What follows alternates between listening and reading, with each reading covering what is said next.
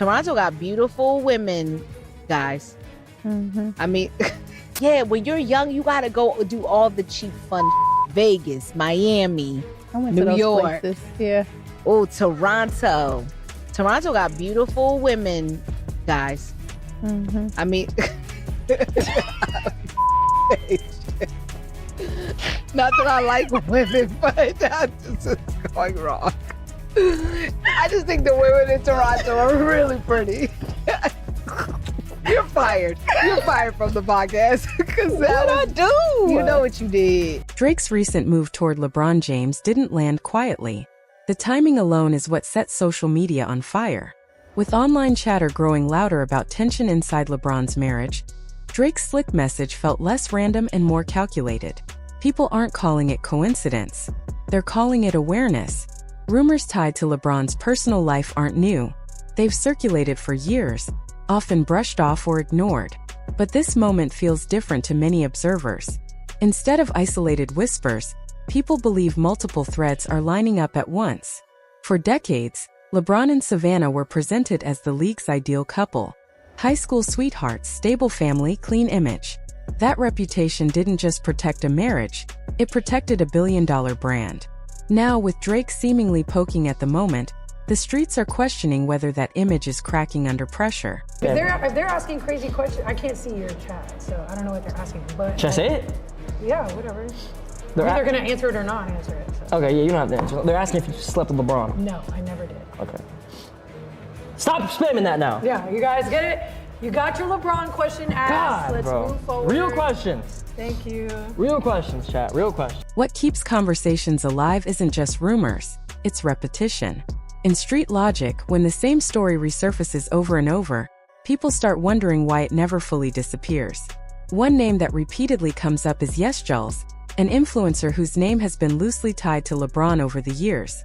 She's denied any romantic involvement more than once, including recently calling the rumors false. Still, the name continues to resurface every few years, then fades again. That cycle alone fuels speculation. Online, people argue that denial doesn't erase curiosity when patterns repeat. Fair or not, perception plays a powerful role. The internet doesn't need confirmation to keep a narrative alive. It only needs familiarity. And when a story keeps returning to the same point, people start asking whether something unresolved keeps pulling it back into the spotlight. Toronto got beautiful women, guys. I mean, yeah, when you're young, you gotta go do all the cheap fun. Vegas, Miami, I went New to those York. places. Yeah. Oh, Toronto. Toronto got beautiful women, guys. I mean, not that I like women, but this is going wrong. I just think the women in Toronto are really pretty. You're fired. You're fired from the podcast. What I do? You know what you did. Lately, attention has shifted towards Savannah, not because of accusations, but because of subtle changes people think they notice. Viewers have analyzed her podcast appearances, focusing on tone, body language, and reactions rather than words. Online clips slowed down, replayed, and dissected moments where certain cities were mentioned: Las Vegas, Miami, New York, and especially Toronto. When Savannah casually joked about Toronto having beautiful women, the room reportedly shifted. Nervous laughter followed, then quick backtracking. On the surface, it seemed harmless, but online audiences read deeper. They interpreted the moment as awareness slipping through humor, not proof. Perception. In today's culture, perception often carries as much weight as facts. Whether intentional or not, the moment gave speculation fresh oxygen and pulled Toronto directly into the conversation. Everybody know ain't no party like a Diddy party, so. Yeah, that's what's up. Yeah. Toronto isn't just another city in this story. It's Drake's home, and his name has been loosely connected to LeBron's off-court rumors for years.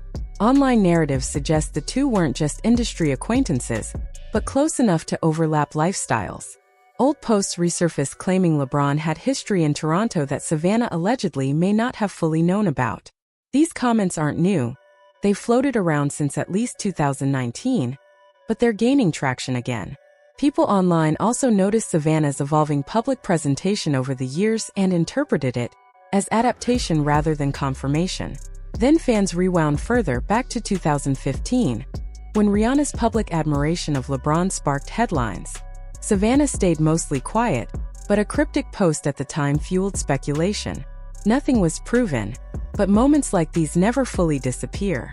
I sat right here and told y'all there was activity on the darknet.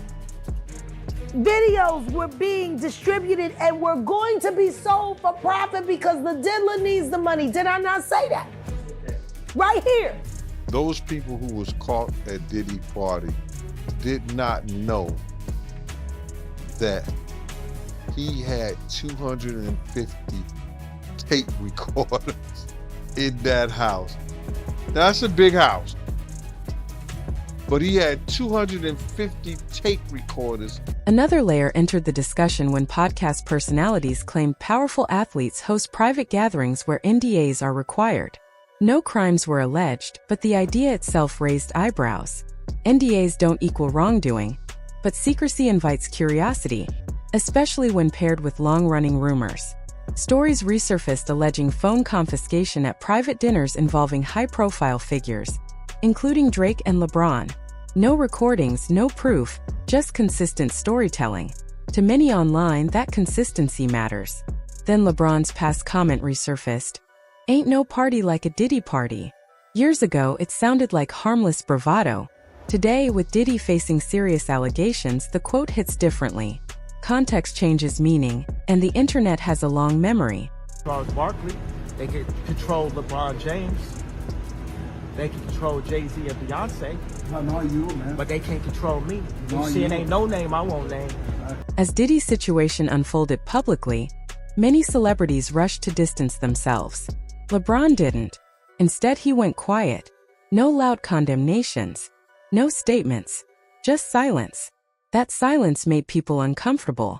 Not because it proves anything, but because silence invites interpretation. Online, people argue that if nothing happened, why not speak clearly? Why not protect the legacy? Others counter that silence is legal caution, not guilt. Leaked messages allegedly tied to Drake added fuel, suggesting he may have helped LeBron move discreetly. Drake never confirmed that meaning, but the streets ran with it. In internet culture, once a narrative fits, proof becomes secondary. Quiet responses only make theories louder. That it was rooted in love when it isn't. Show me how different we are. There's but yo, LeBron, the secret you've been had is the worst secret everybody in the industry don't know.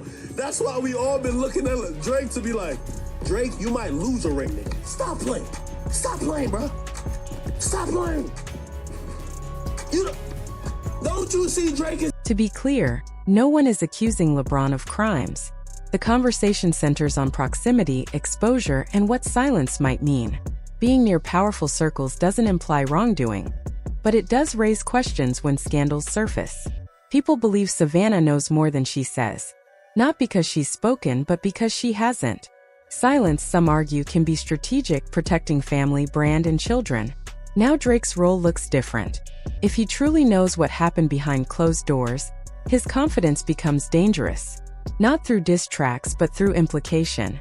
Individually, none of this proves anything. Together, it challenges the spotless image fans were sold.